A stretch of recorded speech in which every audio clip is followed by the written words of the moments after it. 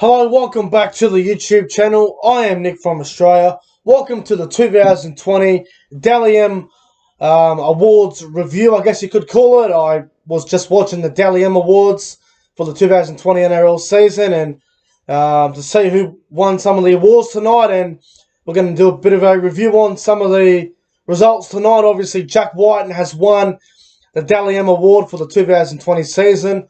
A lot of people are very upset about that, and I'm actually a little bit surprised that Jack Whiten won the Dally M. I knew he would be around the top 5, but I didn't actually think that Jack Whiten was going to win it. But I just want to say congratulations to Jack Whiten, and a lot of people are upset about Nathan Cleary and Clint Gutherson not winning the Dally M, and some people even arguing Cameron Smith. But they were the 4 standouts, really, to be fair. But anyway, guys, if you're new to the channel, make sure you hit that subscribe button. We're at 822 subscribers at the moment, so the channel is going very well. It's going in a great direction. So thank you to everyone who subscribed and everyone who's watching the video. Let's get into the Dally M Awards. So I want to go through the Team of the Year first. So if you didn't watch the Dally M Awards and if you're not sure who won what, we'll go through the Team of the Year while we've got it here. So Fullback of the Year was Clint Gutherson.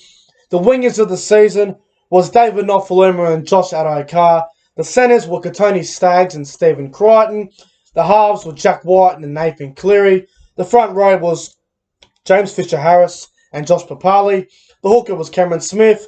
The back row was Tohu Harris and Viliame Kikau.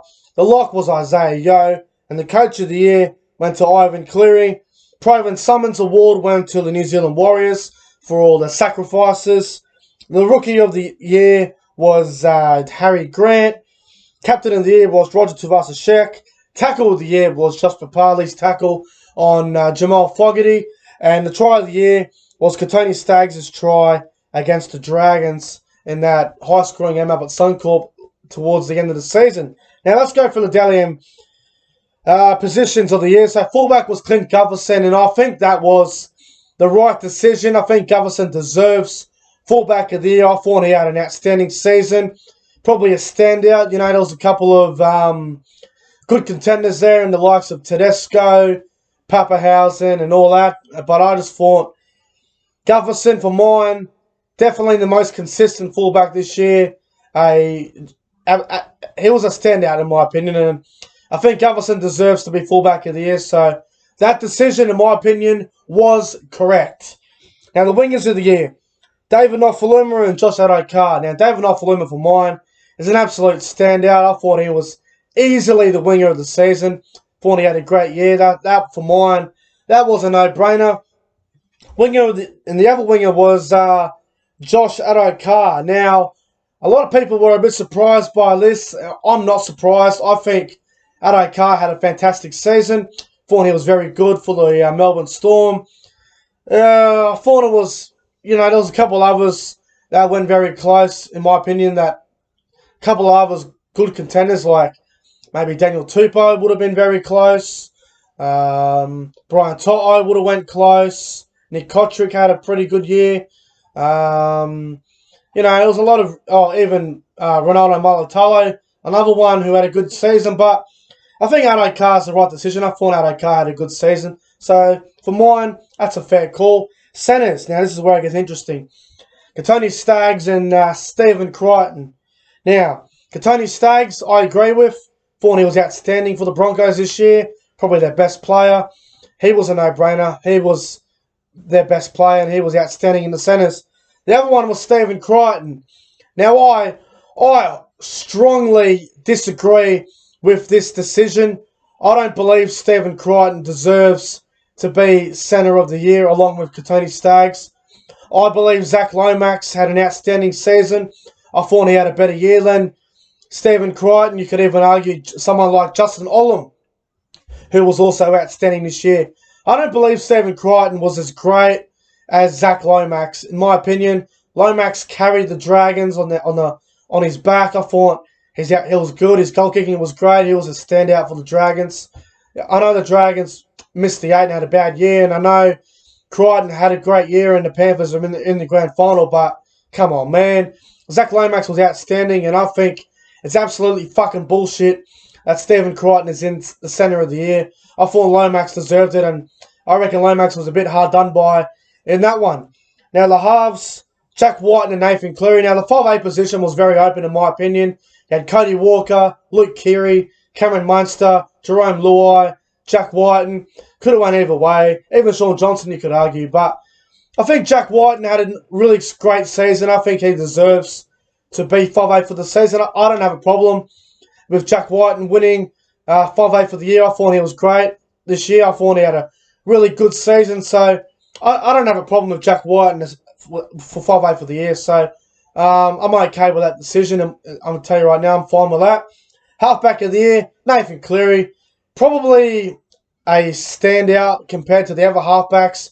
The other two halfbacks I can really name that would have been very close would have been maybe George Williams and Jerome Hughes.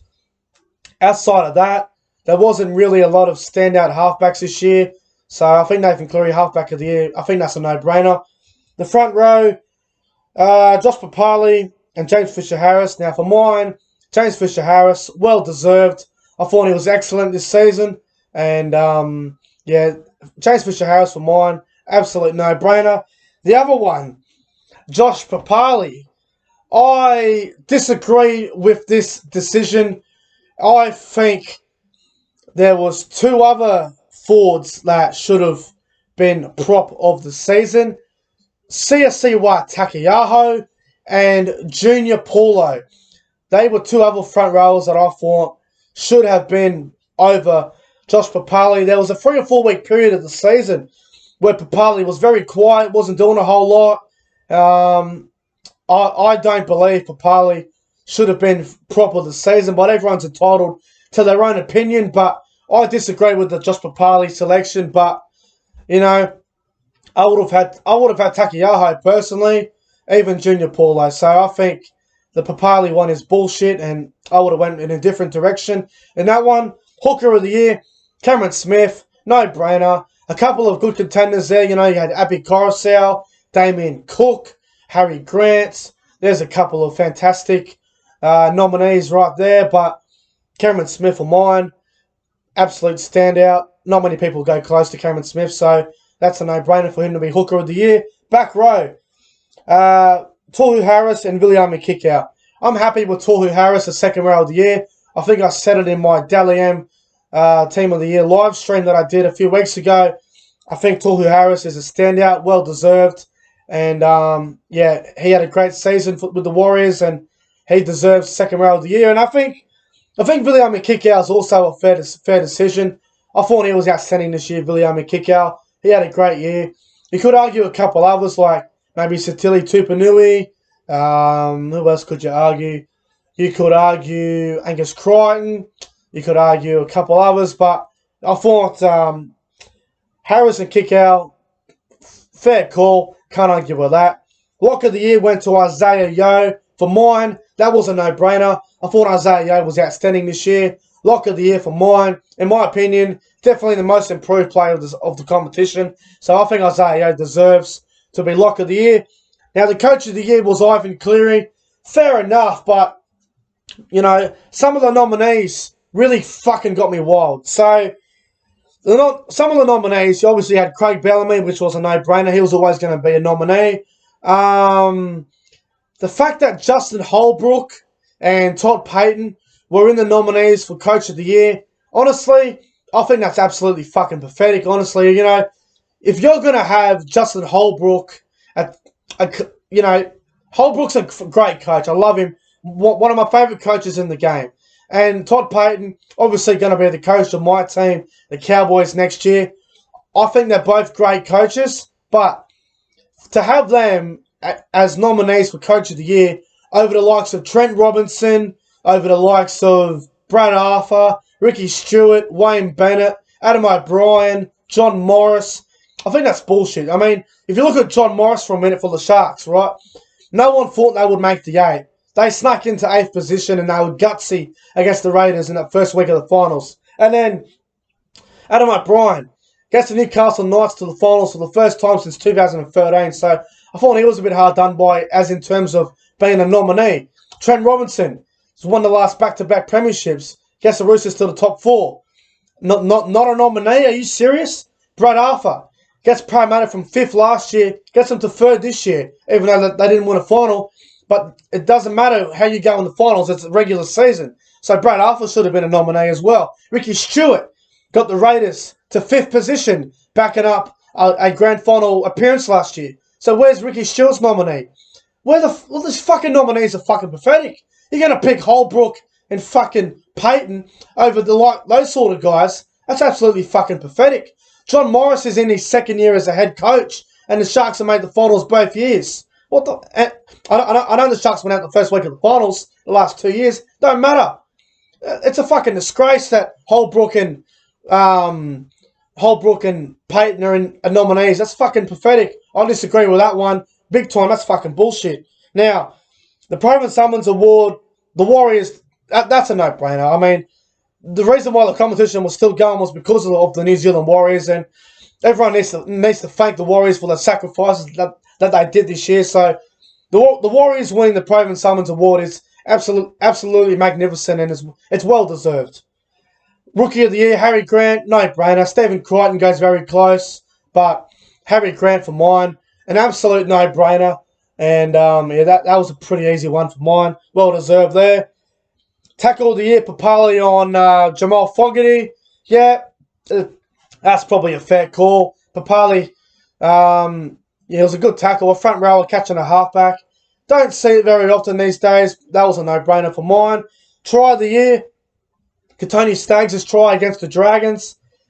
I don't know about Try of the Year. Individual Try of the Year, probably. But Try of the Year, I don't know, man. He had a great season, Katoni Staggs. But, I mean, it was a great try. But I'm going to have a look at some other tries. But Katoni Staggs' try is the try of the season. But I could have sworn I've seen better tries this year. But that Warriors try against the Eels on that game at Central Coast, I think Harris Tavita, that's going to be up there as well for Try of the Year. I mean, is it Try of the Year or is it individual Try of the Year? So which one is it? But, I can see that. But let's get to the big story. Jack Whiten winning the Dally M.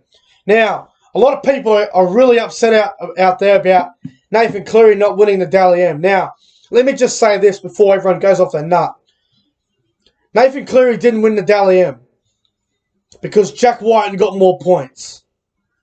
Clint Gutherson got more points. Now, in my opinion, Clint Gutherson probably should have won it because in the last game where the Eels beat the Tigers, Clint Gutherson was probably the best on field. He didn't even get a point. So I thought that was a bit bullshit. I reckon Gutherson was a bit robbed there.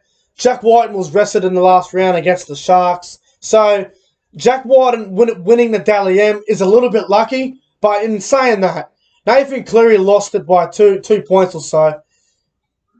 Unlucky. You win some and you lose some. Nathan Cleary didn't score enough points. It's just plain and simple. He didn't win the Dally M. He didn't win it. What the fuck? He didn't win it. Jack Whiten won it. So, now I do agree about Cleary not winning it is a bit bullshit. Now, Nathan Cleary is probably the best player of the 2020 season. I agree with that. No doubt about it. He was the best player this year. But if you noticed over the years, the best players don't always win the Dally M. I mean, Darren Lockyer, he never won a Dally M in his career, and he was the best player for a couple of years straight. So take that into account as well. But I agree, Nathan Cleary was a little bit ripped off tonight, but Jack Whiten deserves it. He had a great season for the Raiders. He was outstanding, Jack Whiten. It's, Nathan Cleary, unlucky. What do you want to do? Do you want to go on a fucking riot?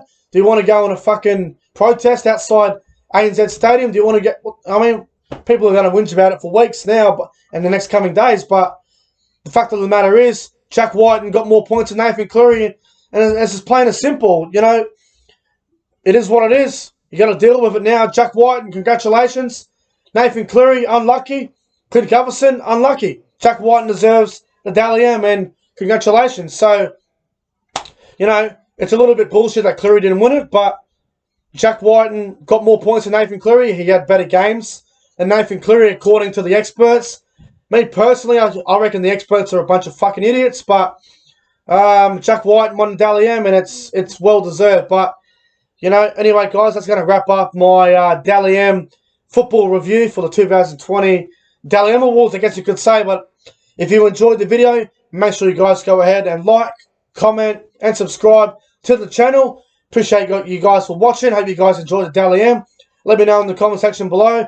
Do you think Nathan Cleary and Clint Gaveston were robbed, or do you think Jack Whiten is a well-deserver of the Dally M? Let me know in the comments below. Until then, stay safe. Have a great Monday night, and I'll see you guys tomorrow for the Corner Post. See you guys then.